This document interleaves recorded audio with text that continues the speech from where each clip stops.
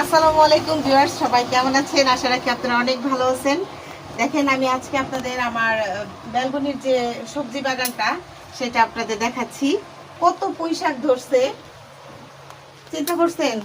বলছিলাম না যে অনেক যখন ধরবে তখন আপনাদের সাথে শেয়ার করব জিনিসটা। তো আমি আসলেও আমার হাতে জাদু আছে। তো সবাই বলছে যে আমার সবজি হবে না এখানে। তো যাই হোক, অনেক সবজি হয়েছে। ফার্স্টের দিক দিয়ে তো মাহিনের আব্বু আমার সবজি গাছে সার দিয়ে গাছ পুরোপুরি নষ্ট করে ফেলছিল। তো ওই গাছটায় সবজি ধরে নাই। আর কি বলবো, আমার আনন্দ ধরে রাখার মতো না।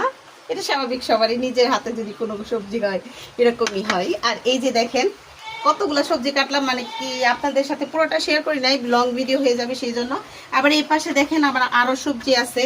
এই যে এইখানে দেখেন, এটা কিন্তু মিষ্টি লাউ গাছ। আর এই যে পাশটাতে আমার মিষ্টি লাউয়ের গাছের ডগাটা দেখেন। তো এইদিকে ক্যামেরাটা ধরো, এই যে দেখেন একটা ডগা কত বড়।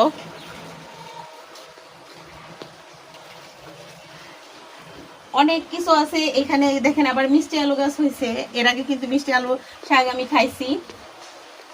আর এখানে আরো গাছ আছে, সন্ধ্যা ফুল গাছ। ভাবছিলাম যে আমি ফুলের বাগান করব, কিন্তু এত এত পুঁই শাক দেখা আমার আর মনে চাচ্ছে না যে ফুল গাছ বুনবো। আমার সবজি বাগানেই বেশি নিজেকে মানে ভালো লাগতেছে নিজের কাছে, যে এত সুন্দর আমার বেলকনিতে সবজি ধরবে। তো যাই হোক, এইখানে যখন মিষ্টি লাউ ফুল ফুটে না আপনাদের সাথে শেয়ার করব। আর মিষ্টি লাউ ফুলের বড়া খাইছেন কি? এটা কিন্তু অনেক মজা। কে কি পছন্দ করেন অবশ্যই কমেন্টে জানাবেন। আর আমার পুঁই শাকগুলো কেমন হয়েছে অবশ্যই জানিয়ে দিবেন। আমি তো ছাদে মানে আমার বেলকনিতে এতগুলো পুঁই শাক মানে হয়েছে। আপনাদের বেলকনিতে কি এরকম হয়েছে বলেন তো? যদিও অ্যালার্জি, তারপরেও আমার নিজের বাড়ির পুঁই শাক দেখে মানে ভালো লাগতেছে। কচি কচি। তো আজকে এই পর্যন্তই, টাটা।